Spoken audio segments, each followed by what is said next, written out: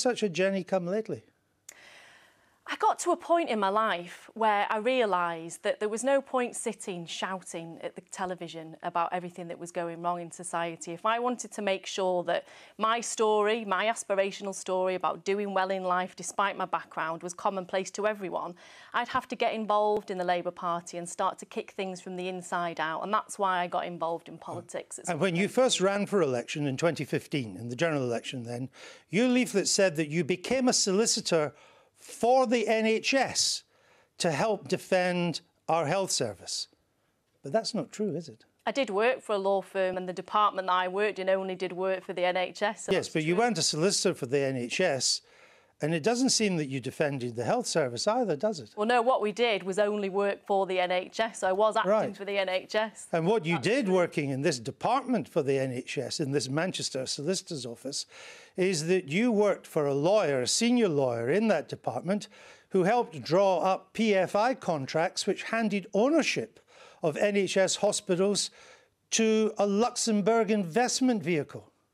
Well, I don't. You did that. Well, I didn't do that personally. Your department did it. What I will say is that we did have a department. I did commercial property, and this is where I first experienced the intricacies and the insidious nature of PFI. Did you work on PFI contracts? Well, you couldn't not work on PFI if you were doing NHS estates. So well, in what way? In what way were you defending? Let me explain. In what way, if you were working on PFI contracts, in what way were you defending the NHS? And I'll explain why. Now, in terms of those PFI contracts, if you were granting a lease to a GP, a pharmacy or any other local community organisation, any new health centre or new hospital was comprised of a PFI deal. So all of the leases out of that for 30 years, Andrew, would be subject to those PFI terms, insidious PFI terms, that meant they were paying far above market value for those services. Since you were involved in this, in what way were you defending the health service? I've always been vehemently against PFI contracts. You just worked for 7 years doing them. How wrong they are, Andrew. I've never been unclear about my position on that. You were part of a legal team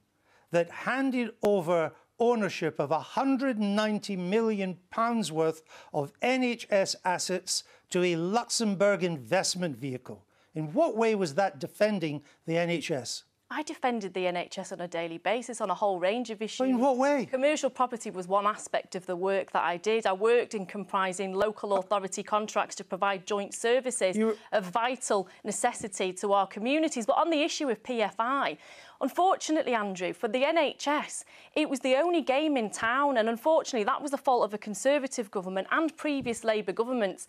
Any NHS manager in that NHS at the time, if they wanted to build a new health centre or a new hospital, they were only allowed to use PFI, and that was wrong. Of course, it didn't make I understand. I'm not arguing about that. What I'm arguing about, what I'm trying to establish is in what way can you say you became a solicitor for the NHS? You're actually working for a legal firm to help defend our health service when actually you were presiding in a department over PFIs, over the terrible contract that was done with the Royal Liverpool Hospital, still not over, and you're putting part of our health service into Luxembourg ownership. So I didn't, that was your department. I didn't put part of our health service into Luxembourg offshore bank accounts. You didn't resign because of what was going on. I became an MP to try and stop it, Andrew. I'm struggling to see what the big policy differences are between you and Keir Starmer. Can you give us a significant public policy